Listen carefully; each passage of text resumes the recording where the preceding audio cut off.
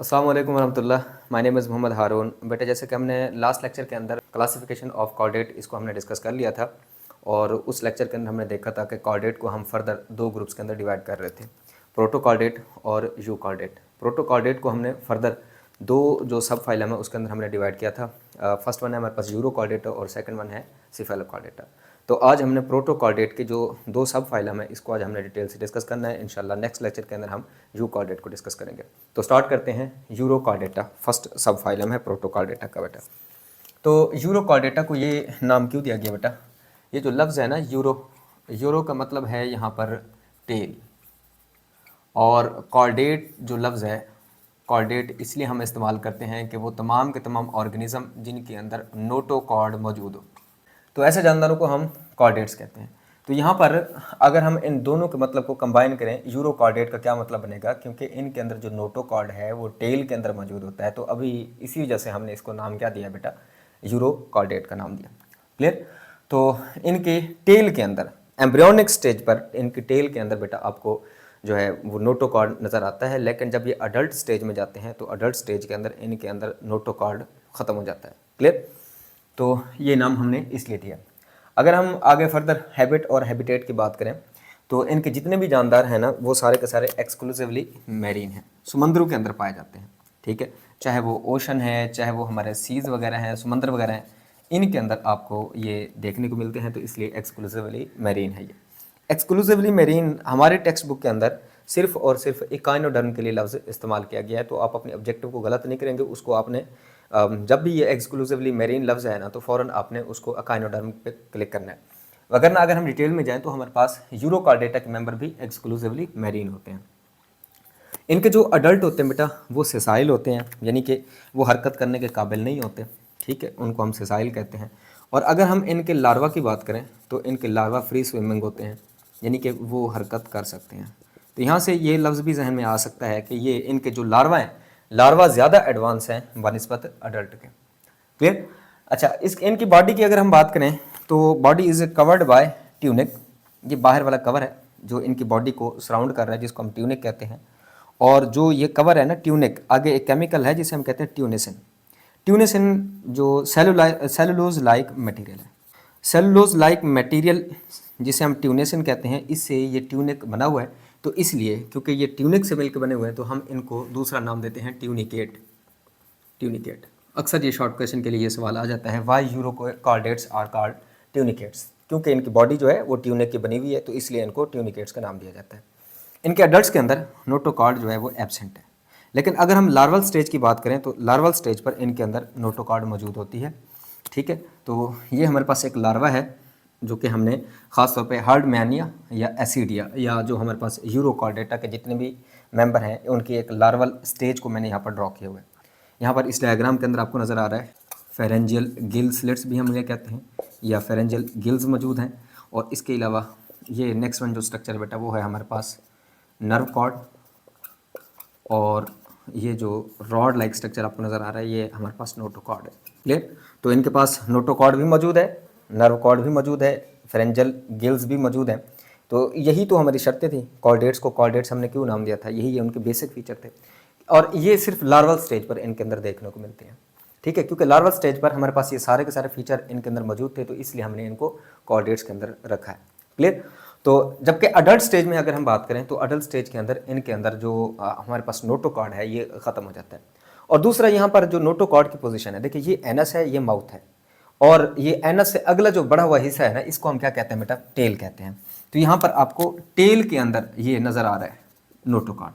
ठीक है, तो यही वजह है कि हमने इसको नाम दिया था यूरो कॉर्डेट का, कि इनकी टेल के अंदर वो नोटोकॉर्ड मौजूद होता है। क्लियर? तो यहाँ तक हमारे पास ये बॉडी फॉर्म जो है ये कंप्लीट हो गई है। अब ये दोनों डायग्राम हमने यहाँ पर ड्रॉ की हुई, ये लार्वल स्टेज की है और ये अडल्ट स्टेज की है। और ये डायग्राम किसकी है, हार्डमेनिया और या एसिडिया की है। तो आपको ये अडल्ट जो नज़र आ रहा है स्पॉन्ज लाइक नज़र आ रहा है, हालांकि ये स्पॉन्ज नहीं है, ये हार्डमेनिया है या फिर एसिडिया भी हम इसे कहते हैं। ठीक है, तो इसके पास दो ये ओपनिंग्स हैं, इसको हम इन करंट साइफन कहते हैं और इसको एक्स करंट साइफन भी कहा जाता है। ठीक है, और ये आपको गिल्स नज़र आ रहे हैं, तो इनके अंदर जो रेस्पिरेशन होती है ना वो इन्हीं गिल्स के जरिए नज़र आती है। और ये सिसाइल है, किसी ये अब मान लें कि ये सरफेस है, सैंड है, कोई रेत वगैरह है, उसके अंदर ये धंसे हुए हैं और वहीं पर ये सिसाइल है, सेडेंट्री हैं। लार्वा तो मूव करने वाले हैं, ये सेसाइल हैं। क्लियर। अच्छा, उनके पास नोटोकॉर्ड मौजूद है, इनके पास नोटोकॉर्ड मौजूद नहीं है। देखा जाए तो लार्वा इनके ज़्यादा एडवांस हैं और जो अडल्ट है ये लेस एडवांस है।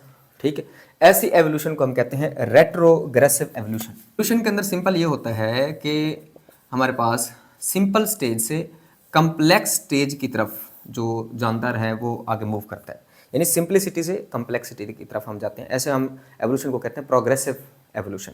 लेकिन अगर कम्प्लेक्सिटी से सिंप्लिसिटी की तरफ एवोल्यूशन हो रही है तो हम इसे क्या कहेंगे, रेट्रोग्रेसिव एवोल्यूशन कहेंगे।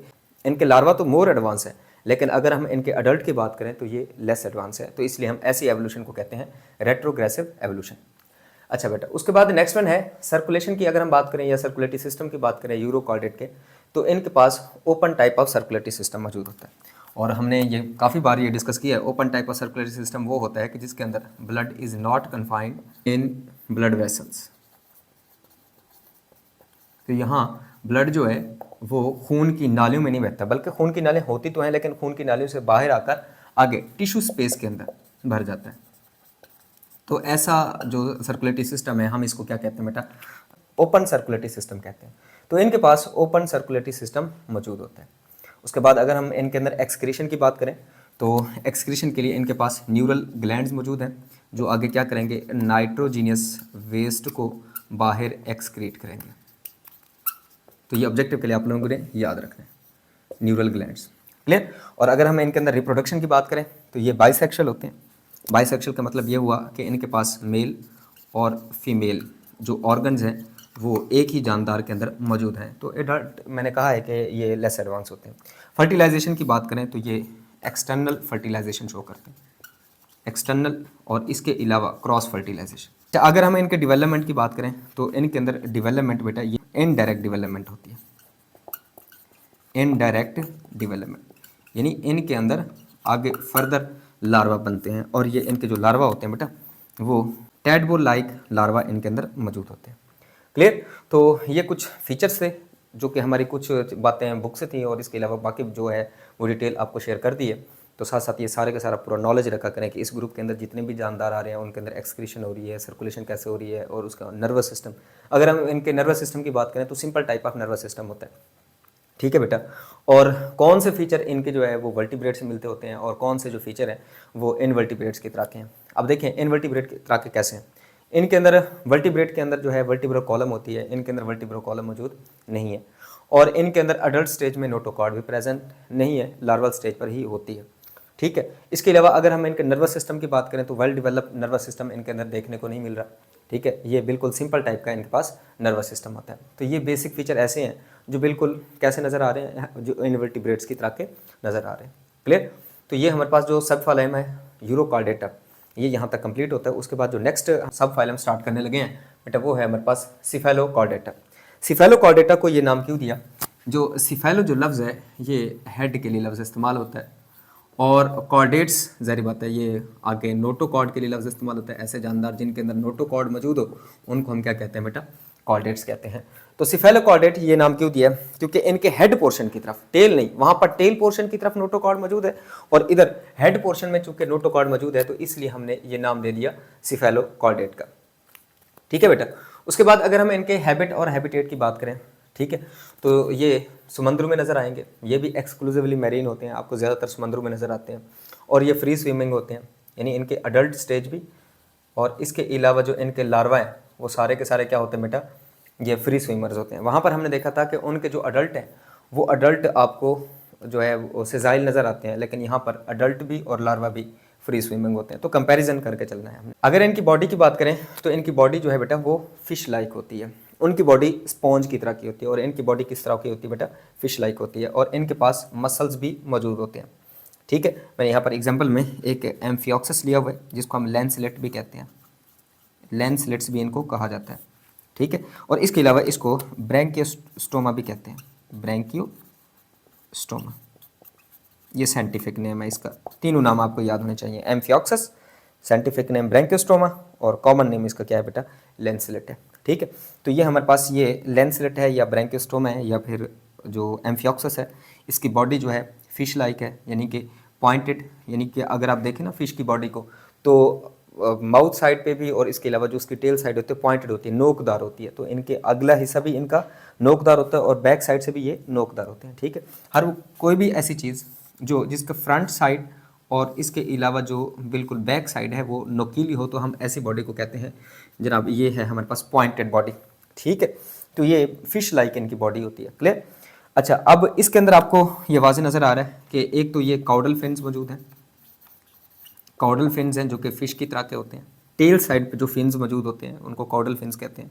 इसके पास जो है गिल स्लिट्स होते हैं, गिल स्लिट्स तकरीबन 100 के करीब जो है इनके पास गिल स्लिट्स होते हैं, तकरीबन 100 के करीब, ठीक है। ये एनल पोर्शन है और इसके अलावा ये माउथ है इनका, क्लियर। और ये रॉड लाइक जो आपको स्ट्रक्चर नज़र आ रही है ये नोटोकॉर्ड है। और ये याद रखना है कि यहाँ पर जो नोटोकॉर्ड है बेटा through out the life, persist through out the life, यानी कि सारी ज़िंदगी इनके पास नोटोकॉर्ड मौजूद रहती है। वहाँ पर हमने देखा था कि जो अडल्ट स्टेज है उसके अंदर नोटोकॉर्ड बिल्कुल ख़त्म हो गई थी, लेकिन यहाँ पर notochord persist through out the life, पूरी ज़िंदगी ये नोटोकॉर्ड यहाँ पर रहती है। इसके बाद यहाँ पर ये जो स्ट्रक्चर नज़र आ रही है ये नर्व कॉर्ड है, नर्व कॉर्ड, क्लियर। तो ये इसके बेसिक फीचर्स हैं, ठीक है। तो इनकी बॉडी जो है वो फिश लाइक होती है, ये आपने ऑब्जेक्टिव के लिए याद रखना है। अच्छा बेटा, उसके बाद अगर हम बात करें सर्कुलेशन की, तो इनके पास हार्ट जो है वो एब्सेंट है, ठीक है। बहरहाल सर्कुलेशन, ब्लड की सर्कुलेशन जो है वो कुछ ऑर्गन्स होते हैं जो कि पंप करते हैं बिल्कुल हार्ट की तरह, तो उसके ज़रिए इनके अंदर जो है सर्कुलेशन आगे होती है। अच्छा, अब उसके बाद अगर हम नेक्स्ट एक्सक्रीशन की बात करें कि इनके अंदर एक्सक्रीशन किस तरह होती है, तो इनके पास सिंपल एक्सक्रीटरी सिस्टम मौजूद होता है। अगर हम डाइजेस्टिव सिस्टम की बात करें तो डाइजेस्टिव सिस्टम कंप्लीट होता है इनके पास, डाइजेस्टिव सिस्टम कंप्लीट है, यानी कि माउथ भी मौजूद है और इसके अलावा एनस भी मौजूद है। लेकिन इनके अंदर एक्सक्रीशन के लिए सिंपल एक्सक्रीटरी सिस्टम मौजूद है। और एक्सक्रीशन कैसे होती है, पेयर्ड नेफ्रीडिया होते हैं, ठीक है। यहाँ पर मेटा नेफ्रीडिया मौजूद होते हैं। तो मेटा नेफ्रीडिया इनके पास मौजूद हैं जो कि आगे किडनी के तौर पर हेल्प करते हैं और वहाँ ब्लड को क्या करते हैं बेटा, फिल्टर करते रहते हैं। अच्छा, उसके बाद अगर हम इनके गैसेस एक्सचेंज की बात करें तो इनके पास नो रेस्पिरेटरी सिस्टम, इनके पास कोई रेस्पिरेटरी सिस्टम मौजूद नहीं है।